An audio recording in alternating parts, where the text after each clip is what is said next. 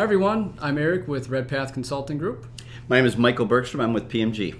So I brought Michael in to talk a little bit about account-based marketing.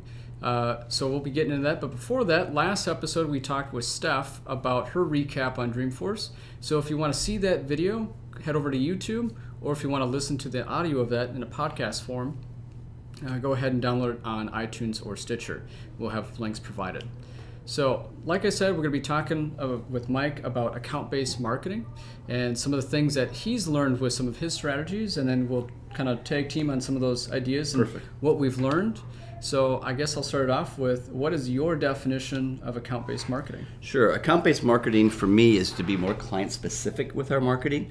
So to kind of mirror the buyer's journey, where they are in certain stages, and then to make sure that we're doing the marketing that's tied to that. So really, again, just trying to be more specific to what their needs are and what kind of client they are, because we have a lot of different types of clients.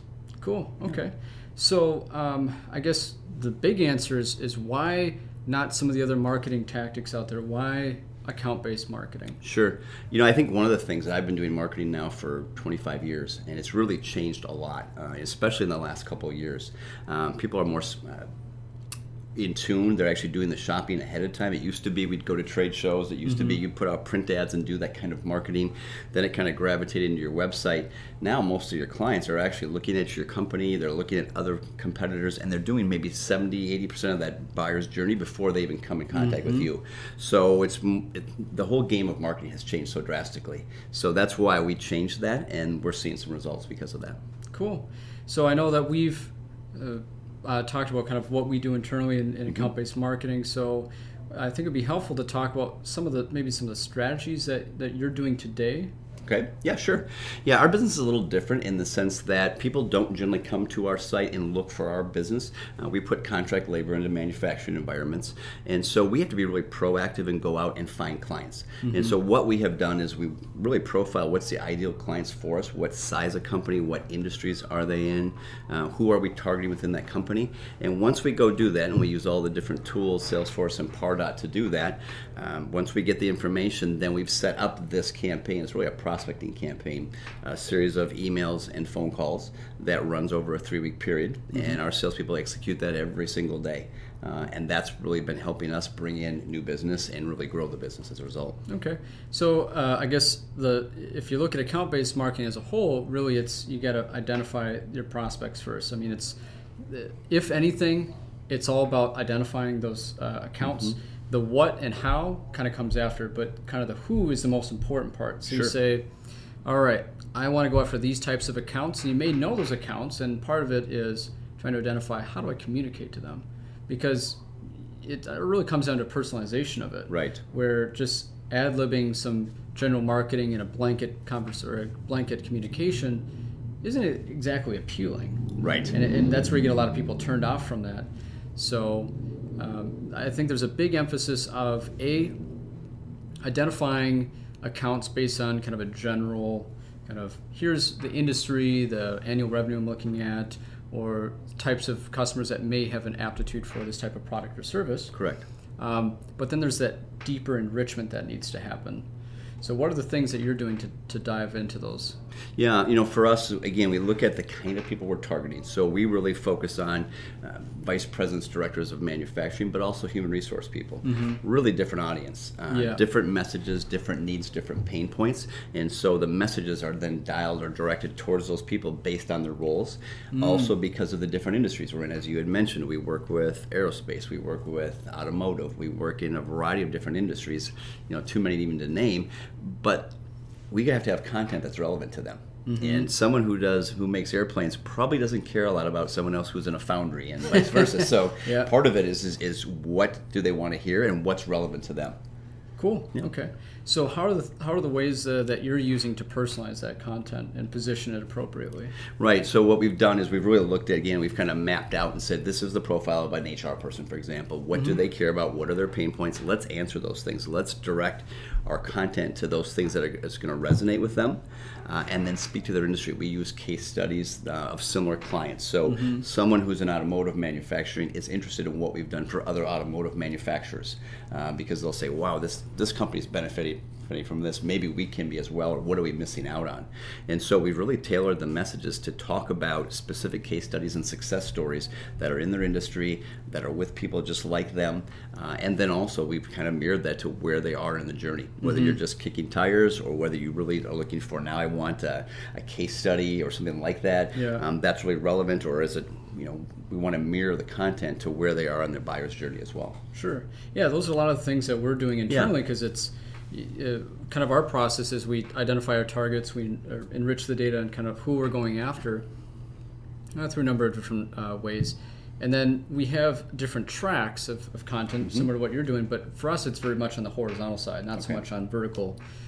So we have a specific content track for our marketers, for our salespeople, kind of more service-oriented and kind of general business operations. So we have some pain point videos that we put together. We spit them up pretty quickly. We kind of record a quick 2-minute video of here's a pain point, here's a solution to figure it out, but then, hey, if you want to get more resources, point them to a call to action. So it's really kind of an interactive way to spell out that pain point. Perfect. So that's one of the ways that we're doing it. But of course, there's a number of ways you can do it, because sometimes when you're really talking about a complex solution or product or service, there's a lot of things to consider. So again, that buyer's journey. But speaking of buyer's journey, what are some of the ways that you're tracking that process in terms of where they're at? Sure. We'll do lead scoring. So we'll take a look, and we're using our software through Salesforce and Pardot to say, did they open an email? Did they forward the email? What did they click on the links? Those types of things. So that's a big part of it. Then we also look at what role they are within an organization. This person taking action means more than someone else. And so on a daily basis, we're getting feedback on these are the ones that you need to really go after. And so my salespeople, when they come in, they'll pop open Salesforce and they live in there and they'll say, I've got to call these 5 people today because they did something in the last 24 hours and I got to get after them. So that's kind of how we've done it. So in terms of this kind of the end-to-end process, to kind of give everyone an idea of what type of investment is required to do kind of an initial foundational account-based marketing strategy? Sure. That's a great question. I think, part of it, first of all, you have to kind of look at your business as a whole and don't think that, I wouldn't start with the technology and say, what can we do, and let's just make it work and try to force it that way. So again, look at your business. Who are your great clients? Where have you had success? Where does your business really have that the value add? And then let's go work around that first. So let's look at the people we have, let's look at the process, then we'll plug the technology in to automate that. So for us, one of the things that we had done is that my people were doing probably 90% emails, and they were very comfortable doing emails. They could sit down, they type them out, it's a one-way communication. Gee, they would say, Mike, I'm getting all my activities done. My feeling is that salespeople are so much better when they're actually having a conversation, because then they can be influential and they can ask questions and they can really get a lot more information than just that one way in email. So because of this, we have automated all the emails that go out. They're now doing 90% of their time as they're doing phone calls, which has really been helping quite a bit. Awesome. So now you're reversing the funnel. Yes. Or I think the buzzword that's been around is flipping the funnel, where you're spending more time on the things that matter, but focusing on the things that have more influence with the calls. So you're doing more with less. Yes. Oh, yeah, we are. We're communicating twice as much. Actually, probably 4 times more. Yep. So one of the things that we track was activities. And when I came in, I would see that our salespeople probably did 20 to 25 things a day with either an email or a phone call. It was a little shuddering to me. I've only been with the organization for a year, so I was staggered by the fact that, wow, this is not a lot of activity. Now, because we're automating the emails, the great thing is we get to control the content that goes out. It's directed right towards that account. And then they're making the phone calls. And the beauty of that is they've changed the nature of their job quite a bit.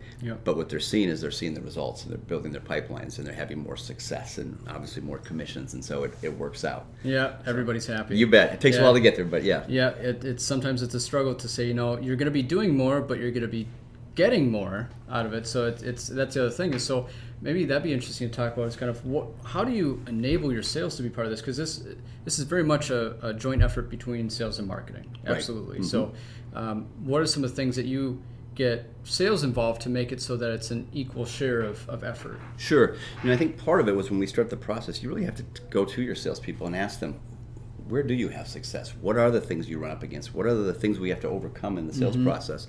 So they're a big part of what we do in marketing.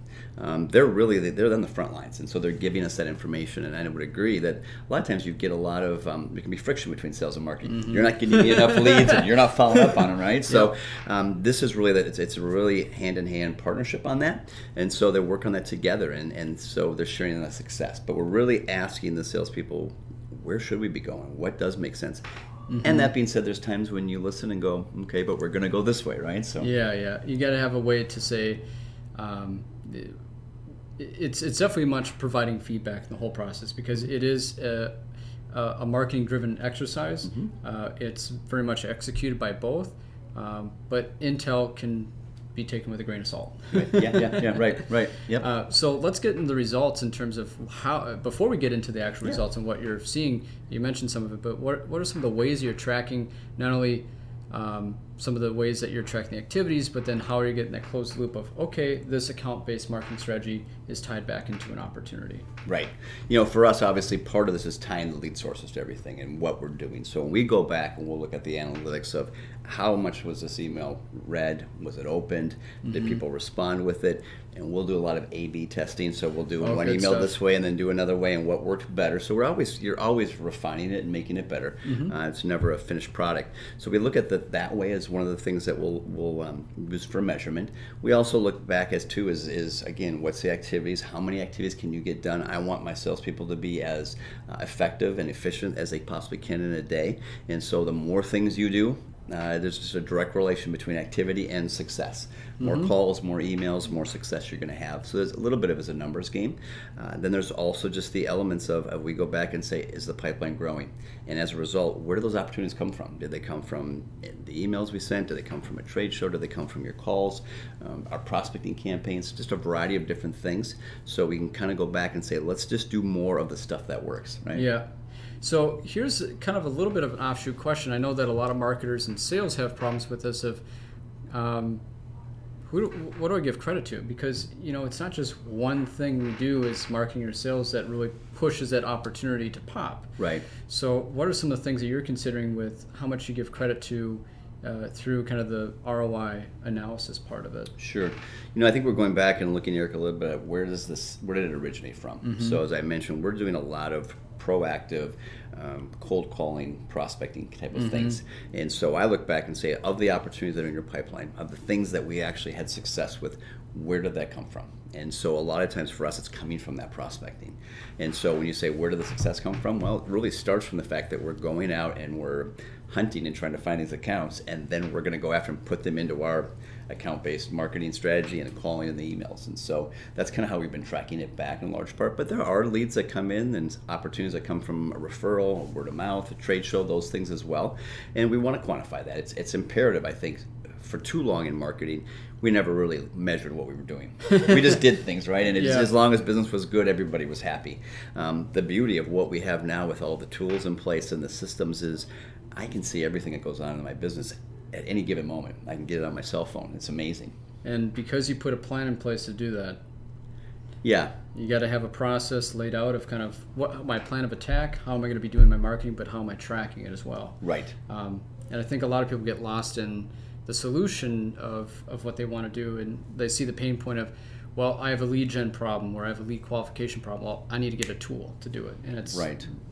The root cause is not often resolved with a tool. You got to think about, what is my way to fix it? Is it introducing new marketing tactics, a different type or more of them, or higher quality? So those are different things to consider too before trying to jump into a brand new tool that's like, oh yeah, we're going to give you the analytics to see the customer that's going through the buyer's journey, which is great, but do you understand the buyer's journey? Right. So you almost need to go through and really analyze what you're doing as a marketer or in sales. Yeah. To really kind of pull out what are the nuggets that I need to do to, whether it's automating or improving some of those processes. Yeah, I think, if as a person who oversees sales and marketing, I think a lot about what are the things that keep me up at night? What are the things that I scratch my head and go, why are we not getting more business, or why can't we grow this? Those are the things I look at, and then I try to find the way to fix it. And if there's a tool, that's wonderful. And I'm finding that there's more and more tools to do those kinds of things.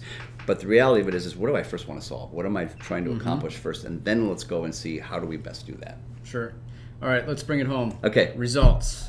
Yes. What are you seeing? Yeah, it's interesting for us. We've started this intense prospecting and these calls and the emails that we've done, and really this account-based marketing. We started back in April. So it hasn't been that long. I can't do the math quick, but it's about a 6-month thing. Yep. I would tell you that our sales cycle is about 4 months. So it's a longer sales cycle. So we are really seeing results now. I would tell you right now where we're at is our business has doubled. Just in terms of the number of orders that we have out. So we have these active orders, which is our contractors are out and doing work in a manufacturing environment. And we have doubled that business right now. Right now, it's wonderful. I've told my team, I said, I really want to create some chaos. And I said, I want us to get so much business and so many opportunities that our team that has to go out and get our technicians and get them out in the jobs are overworked, right? And they're just stressed out. That's the better side to be on. It is, and it's taken a while to get there. I'm not a patient guy, so it's been a while to get there. It doesn't happen overnight. Yep. But we really have seen the number of opportunities that we have, and the number of active orders that we're working right now is twice of what it was earlier in the year. So holy cow! Yeah, it's been fantastic. Congratulations! Thank you. That's awesome. Yeah, and I think the reality is that the economy is not that strong right now. And we are hearing a lot of not interested, not growing, not hiring people, don't need extra people in a manufacturing environment, and so to see the business pick up during this time. It's been tells really you rewarding. that you're doing something right. Yeah, and the team, like I said, it's hard with salespeople because we really changed how they did their job. I said you're going to have to do 4 times more than what you're doing. You're not going to be doing emails. You're going to be making calls. You're going to be calling a lot of people who you don't know. They don't know you, and they probably don't have a lot of interest in what you're calling on initially. And that was hard. It was a really tough journey to get there. But now, when you start to close deals, and we have a gong in our office that we hit when we close a deal. Fun. The gong went off 3 times a day. It's fantastic, and everybody in the office stands up and cheers and goes nuts. So it's good stuff. Yeah. Good stuff. Yeah. So we'll leave it with one last thing. What is some advice that you can give to someone that wants to start with account-based marketing? Yeah. First of all, I would encourage you to do so. I think it's imperative. I think that's the way marketing is being done now. The effective companies, that's what they're doing to get business. The old ways don't work anymore, so you really need to be doing that. So number 1, get started. Number 2 is really think about, again, what's the buyer's journey? What does your best clients look like? What's the personality? What's the profile of those people? Understand that buyer profile, and then understanding, again, what are we selling? What are the things we need to overcome? Map all that out first. Talk about that, and then say, how are we going to get this? How are we going to get more of this? And then you start to look at the tools and, work with a company like Redpath to say, help us map this out and get this figured out. Those are the things. But again, first of all, start with that. What's your end goals? What are you trying to accomplish? Sure. Yeah. Cool. Well, thank you for coming in. You bet. My pleasure. So that's a wrap for this week. Again, if you want to see more of this, head over to YouTube. We got all these recorded, or subscribe to iTunes and Stitcher. We'll see you next time. Thanks. Thanks.